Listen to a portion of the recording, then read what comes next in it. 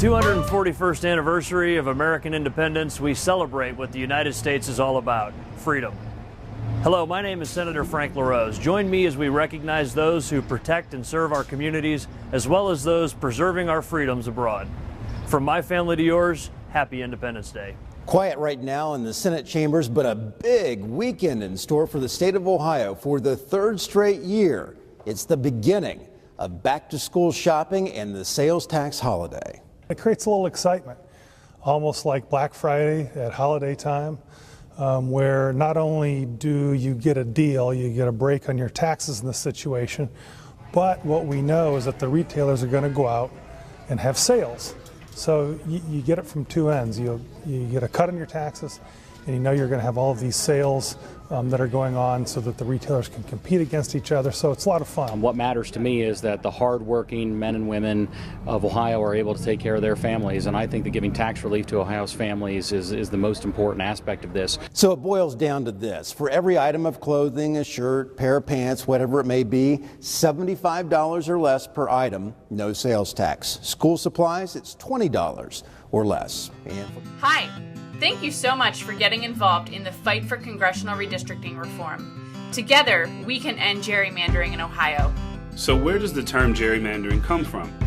You're currently looking at the original gerrymander district drawn by former governor of Massachusetts, Elbridge Gerry, in 1812. It's called gerrymandering because it looks like a salamander. Essentially, gerrymandering is the manipulation of political districts to rig the outcome of elections to favor one political party over another.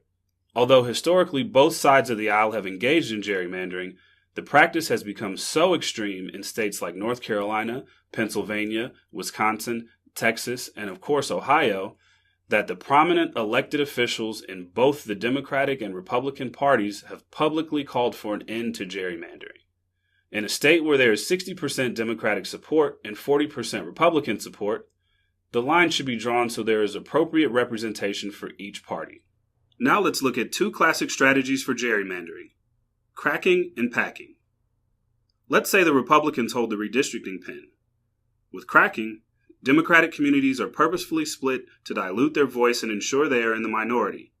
With packing, the Republicans over-concentrate Democrats in a few districts to ensure wins for the GOP in the remaining districts. Ohio is a real-world product of gerrymandering. Currently, the congressional district lines are drawn by politicians in the State House behind closed doors. They draw the lines based on purely partisan grounds with all the cracking and packing you can imagine. So Ohioans are left with 12 Republican representatives, 4 Democratic representatives, and not a single competitive race in the state. We know Ohioans are in favor of slaying the gerrymander because in 2015, they voted overwhelmingly for Issue 1, which created a bipartisan process to draw lines for state legislative districts. Unfortunately, the reform did not apply to the drawing of lines of congressional districts. So the League of Women Voters, the Ohio Environmental Council, and many other good government groups across the state joined forces as Fair Districts Ohio and are fighting to put the bipartisan congressional redistricting reform amendment on the ballot this November. This new amendment requires the same process for drawing congressional districts that was approved by voters in 2015 for state legislative districts. Instead of the lines being drawn by politicians behind closed doors, a 7-member bipartisan commission would be responsible for drawing congressional district maps. The commission would include the governor, secretary of state, auditor, 2 legislative appointees from the majority party, and 2 legislative appointees from the minority party. The amendment prohibits gerrymandering by requiring more competitive districts. Most importantly, new maps must have support of members of both political parties. The amendment requires more compact districts with new maps minimizing the splitting of counties, municipalities, and townships. And finally, by requiring public testimony and submissions of new maps, the process would be much more transparent and accountable to the people. The movement to end gerrymandering in Ohio is all about taking power back from the politicians and giving it to the people. Thousands of Democratic Party volunteers, activists, and supporters have been asking how they can join the fight. As you know, Democrats and progressives across the country are spending June, July, and August organizing, mobilizing, and building grassroots capacity. We're calling it Resistance Summer. And here in Ohio, we're excited to announce that our first act of resistance is going to be to join the massive signature collection effort to put congressional redistricting on the ballot this November. So what will it take to get this on the ballot? Fair Districts Ohio must turn in the number of signatures equal to 10% of the vote cast for governor in the preceding gubernatorial election. Signatures must also be collected from at least 44 of Ohio's 88 counties, and from each of those counties, the number of signatures must equal 5% of the vote cast for governor in that county in the preceding gubernatorial election.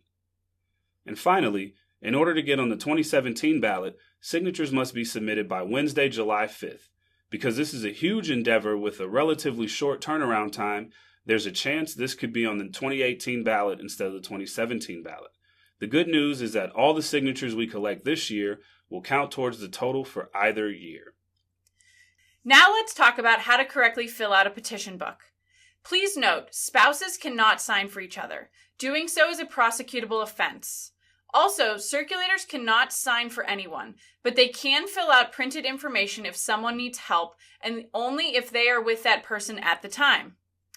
Okay, so Valerie Thompson signs her name in the signature box exactly the way she signs it when she goes to vote. She then prints her first name on the top line, and here you can use a common nickname, but since she's registered with her full name, that's how she prints it. She includes her middle initial and prints her last name on the line below her first name. She includes the street address and city where she's registered to vote. The ward precinct box comes before the box for zip code. Valerie leaves the ward precinct box blank, which is what you should encourage all signers to do. She then includes her zip code, her county of residence, and the date she fills out the petition. Now let's go over some of the most common mistakes people make when filling out petition books. First, Valerie signs using her nickname, which is not how she is registered. She also uses red ink. Petition books must be filled out using blue or black ink only. Another common mistake is for people to include their first and last name on the first name line. Even though the information is correct, the signature will be invalidated if the last name isn't in the correct spot. Some people think the initial box is for their first, middle, and last initials, but this is only for someone's middle initial. Here, Valerie puts a P.O. box in the address line. P.O. boxes are not accepted. You must use the residential address where you are registered. Valerie puts question marks because she's unsure of which ward or precinct she lives in. You can avoid this mistake by telling everyone up front to leave this box blank. Because it's hard to read, people often mistake country for county. This is why it's important for circulators to assist people as they are signing their petitions. People will also put their date of birth in the date box, when this actually refers to the date they sign the petition book. It's important to note that these books are county specific. So if you have a Franklin County book, all petition signatures in that book must be from Franklin County. Here, Jefferson from Licking County tries to sign the book. If someone from another county wants to sign, you should start a new book specific to that county. And if someone makes a mistake, they should cross it out. The next signer should start on the next full line like Jasmine did here.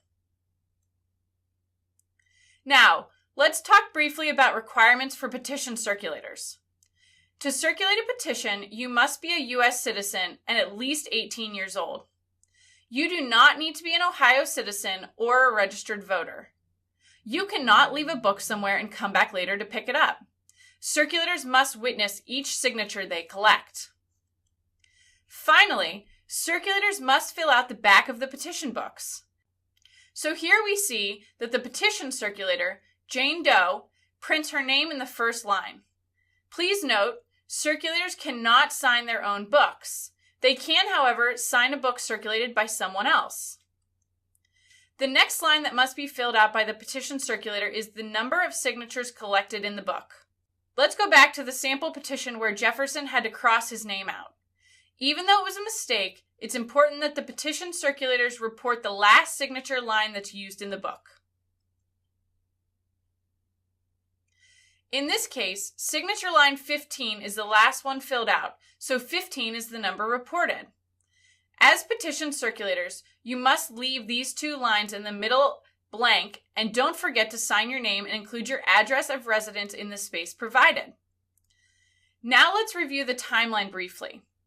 On Wednesday, May 10th, the Fair Districts Ohio campaign submitted the Second Amendment summary and 1,000 signatures to the Attorney General's office. On Monday, May 22nd, the Attorney General approved the summary and signatures. That same week, we got busy confirming training and petition book staging locations and county circulation leads. On Tuesday, May 30th, the ballot board met to approve the petition language, and the campaign immediately began printing petition books. Saturday, June 3rd, is the launch of Resistance Summer, and we will be encouraging activists across the state to join the massive petition circulation movement from June 3rd to July 4th. Remember, all petitions are due on July 5th. So what are our next steps? The first is to visit go.ohiodems.org/resistance to find a staging location near you. The first statewide petition book pickup and signature collection effort will kick off at staging locations on June 3rd. From there, we hope you will return completed books and pick up new ones from the staging location nearest you every Friday, or sooner if you get done quicker. The next step is to make good on your commitment. Each and every one of you committed to collect a certain number of signatures. We're counting on you.